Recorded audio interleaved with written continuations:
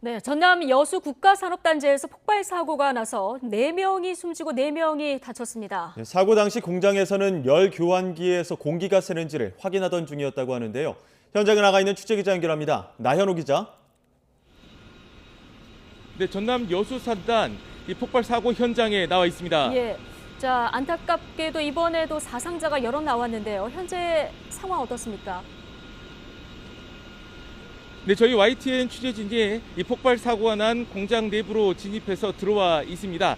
현장의 모습은 굉장히 어지럽고 참혹한 모습입니다. 카메라를 돌려서 현장의 모습을 보면요, 이 노란 통제선이 쳐져 있고요. 그 아래로 이 잔해물들이 깔려 있는 모습입니다. 돌덩이는 물론이고 철제하며 이런 이 잔재물들이 이 현장에 널려 있는 모습을 볼 수 있습니다. 얼마나 사고 충격이 컸는지 이 수십 미터 떨어진 곳까지도 이 돌덩이가 날아와 있는 모습도 볼 수 있었습니다. 이 폭발 사고가 난 것은 오늘 오전 9시 반쯤입니다. 전남 여수 국가산업단지에 있는 여천 NCC 공장인데요.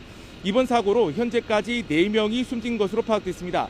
숨진 작업자 가운데 3명은 협력업체 직원이고 1명은 여천 NCC 직원인 것으로 확인됐습니다. 또 중경상을 입은 사람도 4명 있는 것으로 전해졌는데요. 중상 2명, 경상 2명인데 모두 협력업체 소속인 것으로 확인됐습니다. 이번 사고로 인한 화재는 없었는데 이 작업자들은 폭발 충격으로 변을 당한 것으로 보입니다.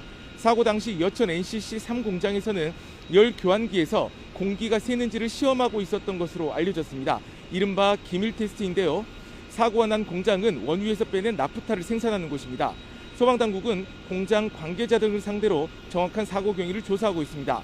경찰도 전남경찰청 수사부장을 팀장으로 하는 수사팀을 꾸렸습니다. 업무상 과실치사상 혐의 적용을 검토하고 있는 것으로 알려졌습니다. 고용노동부도 중대재해법이 적용되는지를 들여다보고 있는 것으로 알려졌습니다. 여천 NCC에서는 지난 2018년에도 유해가스가 누출돼 4명이 치료를 받았습니다.